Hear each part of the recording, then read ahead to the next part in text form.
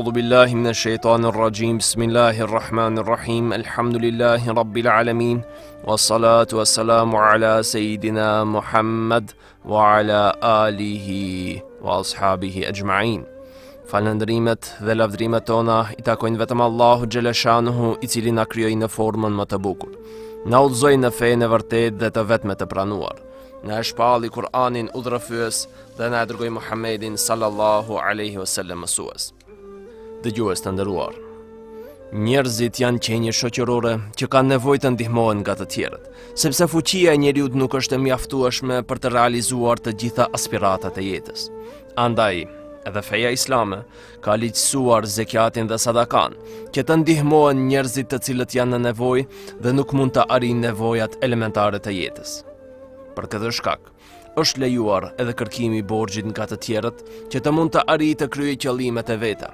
Por se feja islame në mënyrë kategorike e lufton keqpërdorimin e pronës së huaj, sepse në këtë mënyrë merret e drejta të tjerëve, të cilët me të vërtetë janë të nevojshëm për ndihma të tilla. Pejgamberi Allahut e gjykoi rënd marrjen borxh nga njerëzit me qëllim për të dëmtuar pasurinë e tyre, saqë në hadithin që transmeton Abu Huraira radhiyallahu anhu se pejgamberi sallallahu alaihi wasallam ka thënë: kush merr borxh prej njerëzve dhe dëshiron t'ua kthej, Zoti do t'i ndihmojë ta kthej. E kush merr borxh dhe nuk ka për qëllim ta kthej, Zoti do ta shkatrojë. Këtë hadith e shënon Buhariu dhe Ibn Majah.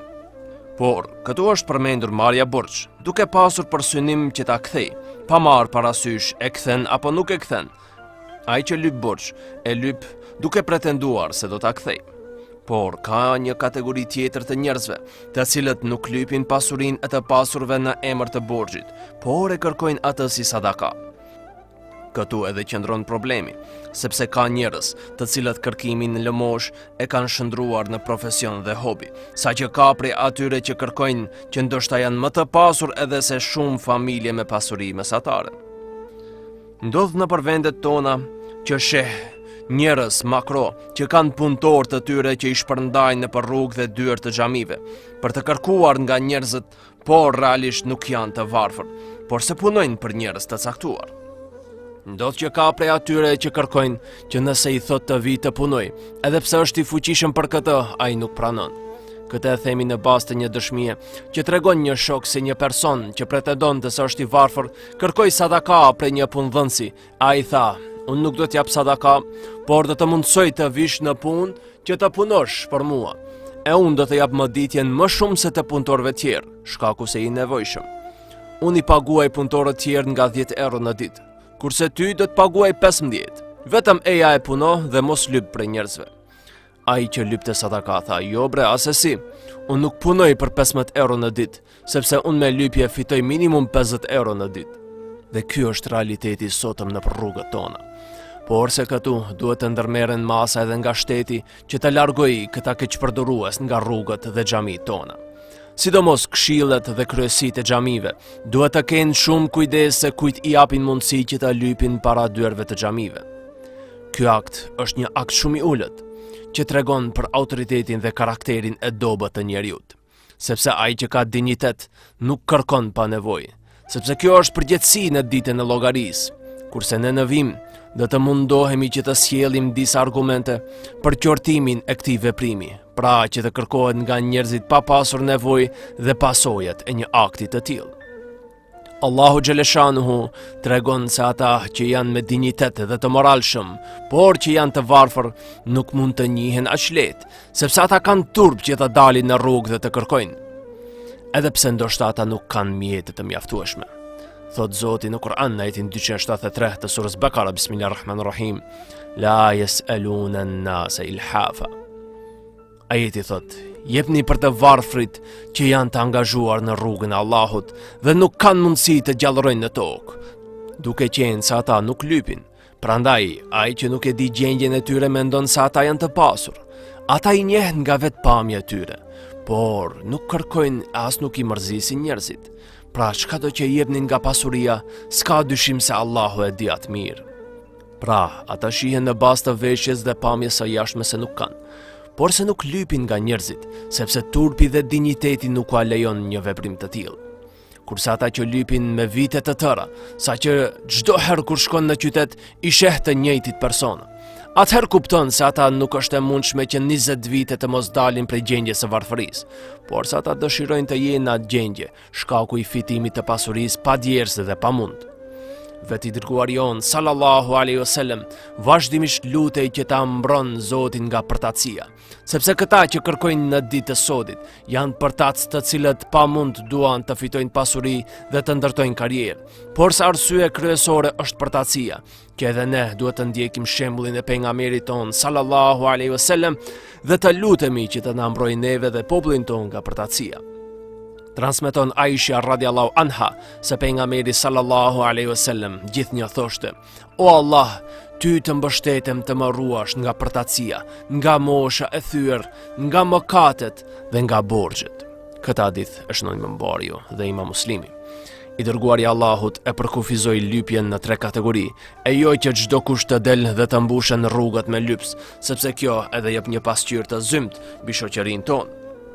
Transmeton Kubejsa ibn Muharik radiallahu anhu, i cili ka thënë: vendosa të paguaj kompenzim dhe shkova te pejgamberi sallallahu alaihi wasallam të kërkoj ndihmë prej tij. Ai më tha: prit derisa të vi sadakaja, pastaj do të japim prej saj. Pastaj vazhdon dhe i thot: o Kubejse, lypja lejohet vetëm në 3 raste. Për njeriu që punon punë të rëndë dhe kështu që i lejohet të lyp derisa të tuboj shumën e duhur e pastaj të ndalet. Për njeriu që i ndodh një fatkeqësi dhe humb pasurinë, lejohet lypja derisa të ngrihet në këmbët e veta. Dhe për njeriu që është i uritur, derisa 3 njerëz të besueshëm nga shoqëria e tij i thonë: filani është i uritur, dhe i lejohet të lyp derisa të ngrihet në këmbë. O Kubejse, lypja në përjashtim të këtyre 3 rasteve konsiderohet zjarr, gjithsesi lypsi ha zjarr. Këtë hadith është në Imam Muslimi. Pra, mbushja e barkut me pasuri të huaj nënkupton mbushjen e barkut me zjarr në botën tjetër. Këtë na e dëshmon më qartë porosin që ngërthen në vete transmetimi i Aidh bin Amrit radiallahu anhu, se pejgamberi sallallahu alaihi wasallam ka thënë: sikur ta dini se çka ka në kërkim, askush nuk do të kishte ecur tek tjetri për të kërkuar. Për të qartësuar edhe më shumë këtë hadith, do të shohim edhe për ciljen tjetër ku na shfaqet gjendja e tyre në ditën e gjykimit, ku transmeton Abdullah ibn Mas'udi radiallahu anhu se pejgamberi sallallahu alaihi wasallam ka thënë: kush lyp gjersa ai ka pasuri për t'i mbushur nevojat e tija, do të vi në ditën e kiametit me fytyrë të gërvishtur dhe të grisur. I thanë: o i dërguari i Allahut, e sa është kjo pasuri që i mjafton atij? Ai tha: 50 dirhem ose kundër vlera e tyre në ari.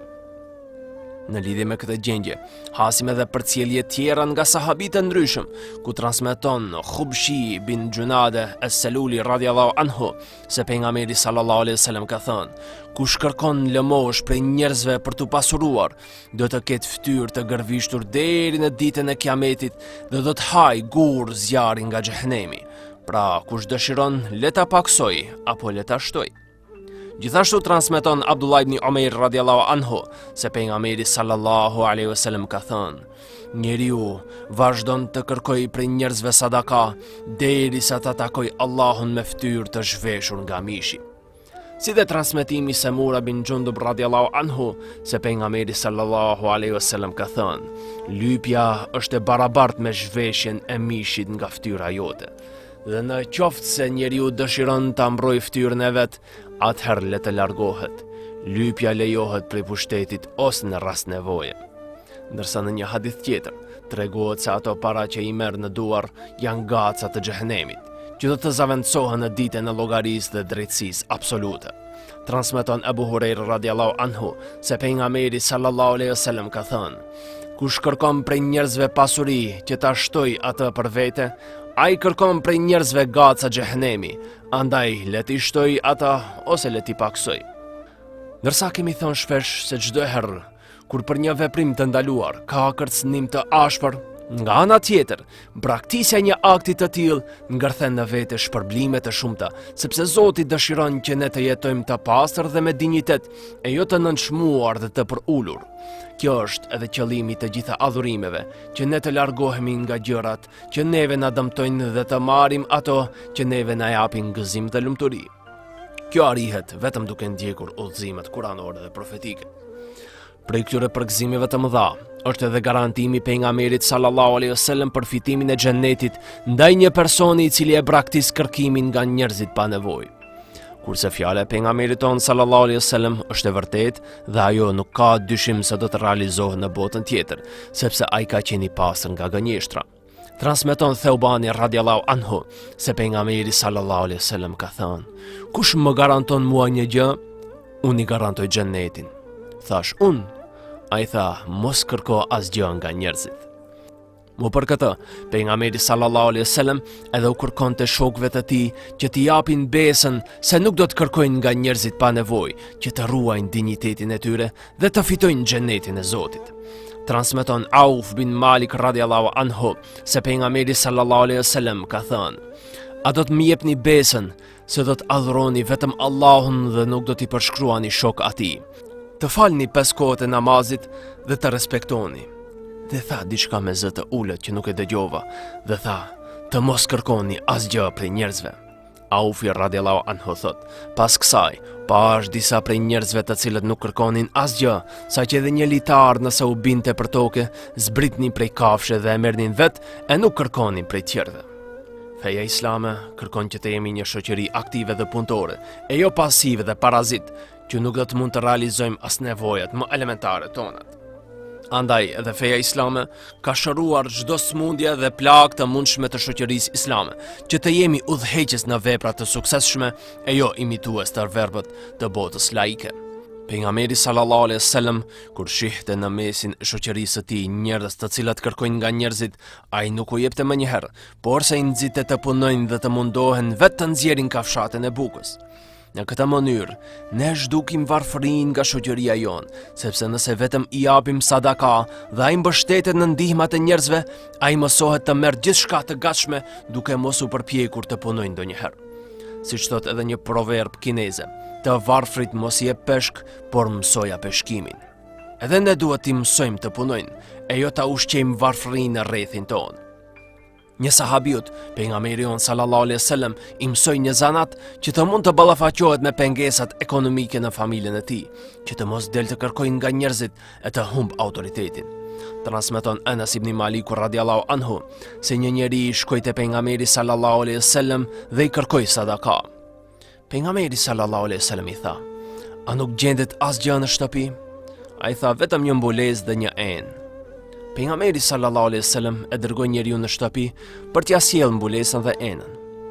Pastaj i tha që t'i shet ato për 2 dirhem dhe i tha kështu njeriu: "Me 1 dirhem merr ushqim për familjen dhe dërgoj në shtëpi, kurse me dirhemin tjetër blej një sapat dhe eja prapte unë." Njeriu kthye prapte pejgamberi sallallahu alaihi wasallam me sapat në dorë. Pejgamberi sallallahu alaihi wasallam i tha: "Shko tani bëj dru dhe shiti. Për 15 ditë mos eja këtu." Njeriu shkoi dhe bëri dru, i shiti dhe fitoi 10 dirhem. Me një pjesë të tyre bleu rroba, kurse me pjesën tjetër ushqime. Në fund njeriu erdhi te pejgamberi sallallahu alaihi wasallam dhe e lajmëroi se nuk kishte nevojë për ndihmë, por se mundet edhe ai të jepte sadaka. Atëherë pejgamberi sallallahu alaihi wasallam tha: "Lypja është një njollë e zezë në këtë botë. Kjo është më e dobishme për ty. Lypja është e lejuar vetëm për këta 3 persona, për të varfrin e uritur dhe aq të drobitur sa të mos ngritet dot në këmbë, për atë që ka hyrë në borxh dhe nuk mund të përballojë dot ato, dhe për atë që nuk mund ta paguajë borxhin e vrasjes apo plagosjes." Po ashtu transmeton Zubair bin Awami radiallahu anhu se pejgamberi sallallahu alaihi wasallam ka thënë: "Më mirë është që njeriu të mbledh një krah me dru, t'i mbaj mbi shpinë e t'i shes, se sa të kërkoj lëmosh. Në këtë mënyrë, Allahu ja mbron dinjitetin, e në rast se lyp, njerëzit mund t'i japin apo të mos i japin. Pra, ai që është i aftë për punë, duhet të punoj e jo të mbështetet në ndihmat e të tjerëve." Transmeton Abu Huraira radiallahu anhu se pejgamberi sallallahu alaihi wasallam ka thënë: "Sadakaja nuk i lejohet të pasurit e as atij që është i aftë për punë." Kurse sot i sheh shumicën e atyre që lypin rrugëve dhe para xhamive se janë njerëz të shëndosh fizikisht, të rinj dhe të aftë për punë. Në vend që fuqia dhe potenciali i tij të harxhohet në ndonjë vend që do të jetë e dobishme për shoqërinë, ai harxhon atë duke kërkuar rrugëve pa nevojë. Prandaj, duhet të merren masa që të parandalohet për hapja e një fenomeni të tillë. Ne shpresojmë që të ndërtojmë një shoqëri e cila do të jetë model i aktivitetit dhe punës, i zbulimeve dhe shkencës, duke mos harruar anën shpirtërore dhe solidaritetin, si dhe duke luftuar fenomenet negative dhe ato që janë të dëmshme për shoqërinë. Mos të lakmojmë të huajën, por të prodhojmë vetë atë. Për fund, ju ngelni përzemërsisht të përshëndetur me përshëndetjen islame. Assalamu alaikum wa rahmatullahi wa barakatuh. Subhanakallahumma bihamdik, ashhadu an la ilaha illa ant, astaghfiruka wa atubu ilaik.